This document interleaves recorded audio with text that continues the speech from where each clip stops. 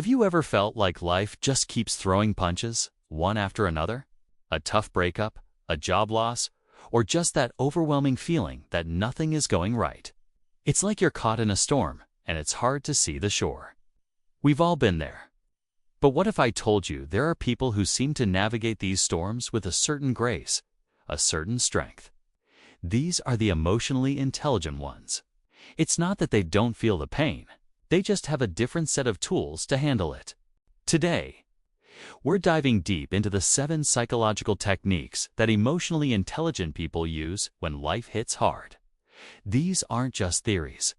They're practical, powerful strategies you can start using right now to build your own resilience and come out stronger on the other side.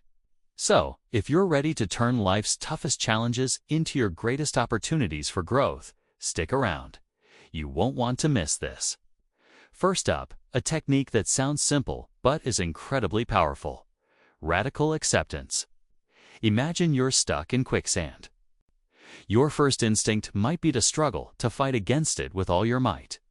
But what happens? You sink faster. Radical acceptance is about stopping the struggle. It's not about liking the situation or approving of it. It's about acknowledging the reality of what's happening without judgment. When emotionally intelligent people face a crisis, they don't waste precious energy denying it or wishing it were different. They say, "Okay, this is happening. This is the reality I'm in right now." By accepting the situation for what it is, they free up their mental and emotional resources. Instead of being stuck in a loop of "this shouldn't be happening," they can move to the next, more empowering question: given that this is happening, what can I do now? It's a shift from resistance to action.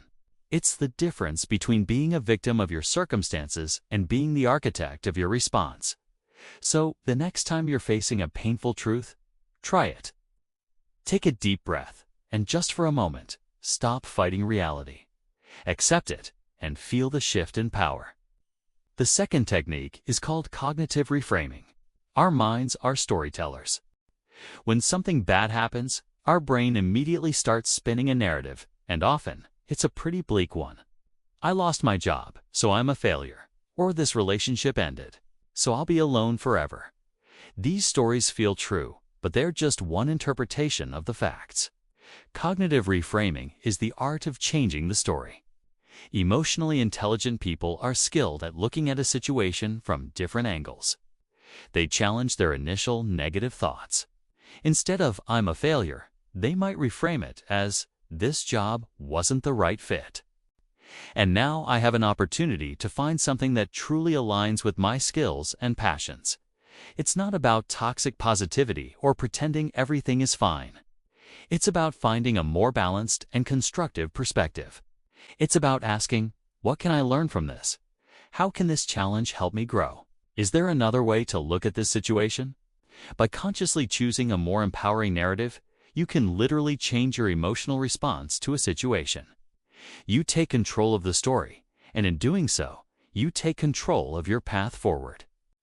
Technique number 3 is all about emotional differentiation. Have you ever felt just bad? It's a vague, heavy cloud of negativity. Emotionally intelligent people don't just stop at bad, they get specific. They're like emotional detectives, trying to pinpoint the exact feelings they're experiencing. Am I feeling disappointed? Am I frustrated? Am I feeling lonely? Or am I feeling rejected? There's a big difference. This process is called emotional differentiation or granularity. Research by psychologist Lisa Feldman Barrett shows that people who can identify and label their emotions with more precision are better at managing them. Why? Because you can't solve a problem you don't understand. If you feel frustrated because you can't figure something out, the solution might be to take a break or ask for help. If you feel disappointed because an outcome wasn't what you hoped, the solution might involve adjusting your expectations. When you can name your emotion, you take away its overwhelming power. You turn a big, scary monster into something smaller, something manageable, something you can actually work with. Next, we have the powerful strategy of detached mindfulness. This sounds a bit zen, and in a way, it is. When we're hit with a crisis, our thoughts can feel like a raging torrent, sweeping us away. Detached mindfulness is about stepping out of that river and sitting on the bank. It's the ability to observe your thoughts and feelings without getting entangled in them. Emotionally intelligent people practice this by recognizing, I am not my thoughts. I am not my feelings.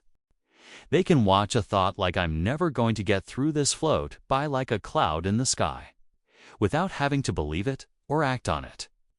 This creates a crucial space between the trigger and your reaction. In that space lies your power to choose a thoughtful response instead of an impulsive one.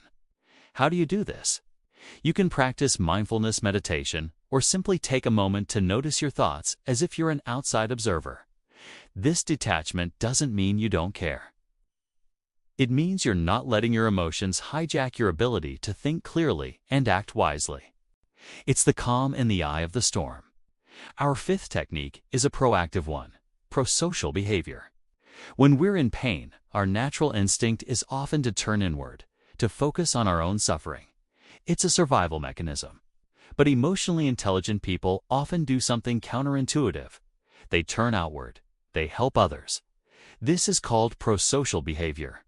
It could be as simple as listening to a friend's problems, volunteering for a cause you care about, or offering a helping hand to a neighbor. How does this help? Firstly, it provides perspective. Seeing the struggles of others can make our own problems seem more manageable. Secondly, it boosts our self-esteem and sense of purpose. When you see that you can make a positive impact on someone else's life, even when you're struggling yourself, it's incredibly empowering. It reminds you of your own strength and capacity. And finally, it gets you out of your own head. Focusing on helping someone else interrupts the cycle of negative self-rumination. It's a powerful reminder that even in our darkest moments, we can still be a source of light for others, and in doing so, we reignite our own. Technique number 6 is something we often forget in our hustle culture: strategic self-compassion. When we make a mistake or face a setback, who is our harshest critic? Usually, it's ourselves. We beat ourselves up with an inner voice that's far more critical than we'd ever be with a friend. Emotionally intelligent people understand that this self-criticism is not only painful, but also counterproductive. Instead, they practice strategic self-compassion. This isn't about letting yourself off the hook. It's about treating yourself with the same kindness, understanding, and support you would offer a good friend in the same situation. It involves 3 key elements: mindfulness of your suffering, recognizing that struggle is a shared human experience, and actively being kind to yourself. When they fail, instead of saying, "I'm so stupid," they might say, "This is really hard, and it's okay to feel upset." Many people would struggle in this situation. What do I need right now to feel supported? Self-compassion builds resilience. It allows you to learn from your mistakes without being crushed by them, so you can get back up and try again with renewed strength. And finally, our 7th technique, a focus on values and purpose. When a crisis hits, it can feel like the ground has disappeared from beneath your feet. Everything feels uncertain. In these moments, emotionally intelligent people anchor themselves to something that does unchange: their core values and their sense of purpose. Your values are your personal North Star, principles like honesty, kindness, growth, or family. Your purpose is your why, the reason you get up in the morning.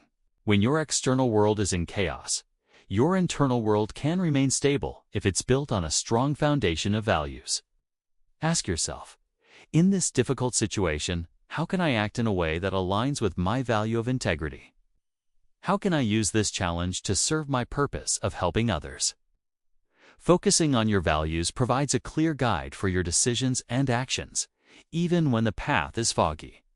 It transforms a crisis from a random, painful event into a meaningful test of character. It gives you a reason to keep going, a reason to endure. Because you're not just surviving, you're living in alignment with what truly matters to you. So there you have it.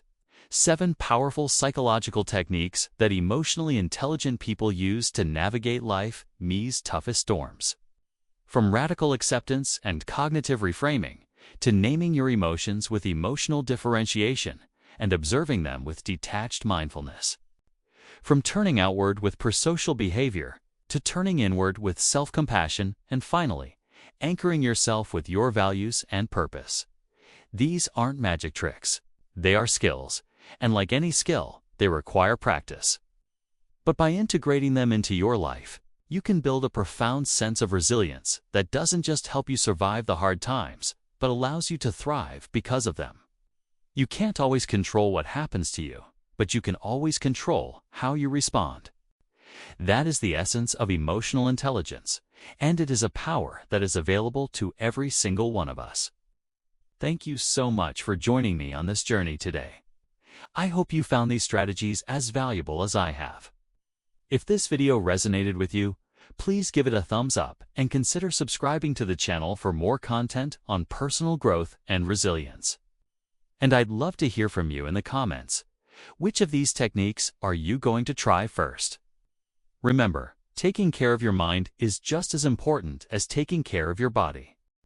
Stay strong, stay curious, and I'll see you in the next video.